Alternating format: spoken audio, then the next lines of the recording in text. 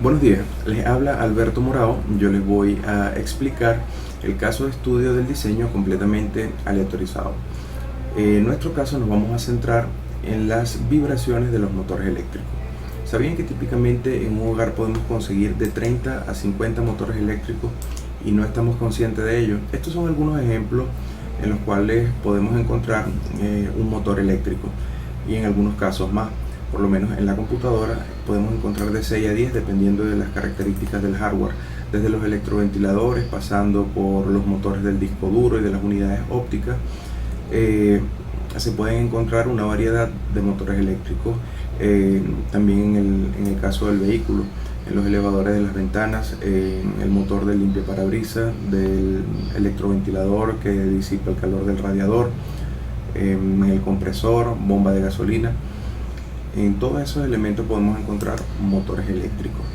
Tan solo la falla de uno de estos nos va a hacer notar que nuestra vida cambia de una u otra manera. Aunque no sepamos que la falla proviene de un motor eléctrico, cuando falle nos vamos a dar cuenta de su importancia en nuestra vida. Existen dos tipos fundamentales de motores eléctricos, que son los de corriente alterna y los de corriente continua.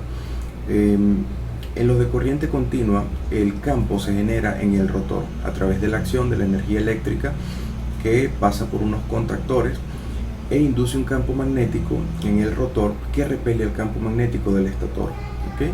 En el caso de los motores pequeños, el estator puede tener un imán fijo, y en el caso de los motores más grandes puede tener un electroimán.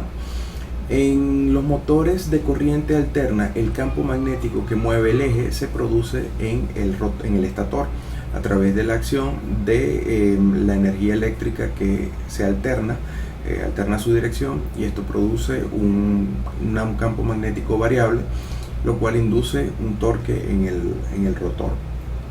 El motor es una máquina capaz de convertir energía eléctrica en energía mecánica, como dije, gracias a la acción de estos campos eléctricos. Un motor se compone fundamentalmente de las siguientes partes. Este es un motor de corriente alterna. Aquí podemos observar que tiene una bornera o caja de conexiones, un eje, cojinetes, carcasa, aletas de refrigeración, tiene un rotor y tiene estator. Un estator que es en este caso lo que contiene los embobinados que generan el campo magnético. Todos los tipos de motores eléctricos, indistintamente de su funcionamiento con corriente continua o con corriente alterna, tienen un elemento que es el que permite que la energía mecánica que se produce en el rotor pueda ser transferida a otro elemento. En este caso son los cojinetes, asientos o rodamientos. Este es el elemento, digamos, que de mayor importancia a la hora de la transmisión de la energía mecánica, porque su mal funcionamiento puede ocasionar fallas graves como son las vibraciones. En este caso les muestro una de las o varias de las causas fundamentales por las cuales se produce la vibración. El rotor puede estar roto, puede haber desbalanceo de la instalación, puede haber mala sujeción, holguras excesivas, desequilibrio en la misma instalación, los rodamientos o los lubricantes en mal estado. Cuando la vibración sale de un rango óptimo y aceptable, pueden ocurrir accidentes catastróficos como rotura total de la instalación o daños graves en el motor. Cuando el rotor y el estator se conectan físicamente o se tocan físicamente, puede haber destrucción y desgaste de todos los elementos internos, causando hasta incendios y otros accidentes importantes que pueden evitarse. Para esto, la medición de la vibración genera tres medidas importantes, como son la aceleración, la velocidad y el desplazamiento. Esto se hace a través de un vibrómetro. Estas medidas por lo general se dan cercano al rodamiento y se toman bien en la carcasa o respecto al propio eje del motor. Esto se hace a través de un vibrómetro.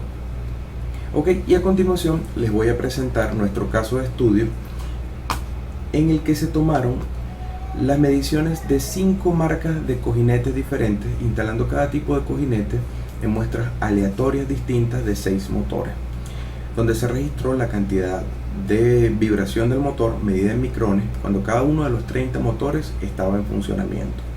Queremos aplicar un diseño completamente aleatorizado, por lo tanto las pruebas se hicieron al azar y son independientes la una de la otra.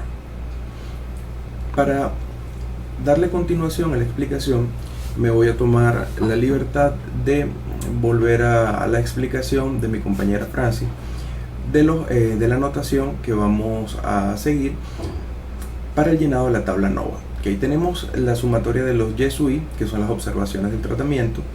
Tenemos la sumatoria de las medias de las observaciones del 10º tratamiento. Tenemos la suma total de las mediciones, la cantidad total de mediciones y la media global de todas las mediciones. Con estos datos vamos a proceder a hacer los cálculos respectivos para el llenado de la tabla ANOVA. ¿Okay? La suma total de los cuadrados, esta es la fórmula de la suma total de los cuadrados, la cual nos dio un resultado para los tratamientos. La suma de cuadrados de los tratamientos es esta que estoy mostrando aquí, y la suma de los cuadrados del error es esta que estoy mostrando aquí. ¿Okay? Una nos muestra la variabilidad entre el grupo y la otra nos muestra la variabilidad entre los grupos. En este caso la suma total de cuadrados nos dio 53.69.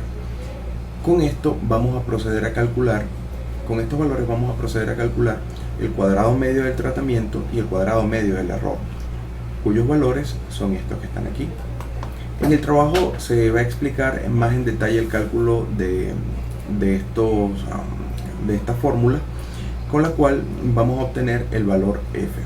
El valor f, o función de Fisher o distribución de Fisher, nos indica la probabilidad o el rango de que estos cálculos, de que nuestros datos puedan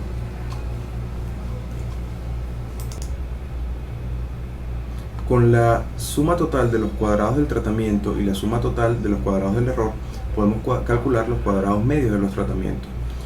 Los cuadrados medios de los tratamientos nos van a permitir el cálculo del estadístico f, y f lo podemos comparar con unas tablas tabuladas de la distribución Fisher para los grados de libertad representados en este problema. En este caso el cálculo de f nos dio 8,44, que comparado con los valores de la tabla para los respectivos grados de libertad nos da 2,76. Al ser f mayor que el tabulado, nos permite rechazar la hipótesis nula, con lo cual se concluye que los tratamientos o cada uno de los cojinetes aplicados a los motores tienen una diferencia estadística significativa con respecto a la media global. Estos cálculos también los podemos hacer de manera automática a través del complemento de análisis de datos de Excel, tomando como fuente de datos la tabla que se les presentó anteriormente, donde estaban las distintas mediciones en micras de las vibraciones de lo producidas por cada cojinete. Podemos activar la función análisis de datos. Esta función se la vamos a explicar de manera más detallada en el trabajo, en la cual se selecciona el rango de entradas de datos y automáticamente ella nos da como resultado los mismos valores que hemos obtenido manualmente. Esto es una manera un poco más sencilla. De igualmente, los software estadísticos Minitab y Stagraph nos permiten realizar estos cálculos, con lo que se concluye que las medias son estadísticamente distintas. Para determinar cuál de estas medias o cuál de estos tratamientos es el más adecuado o genera la menor cantidad de vibraciones, se puede proceder a hacer un análisis de muestras variadas.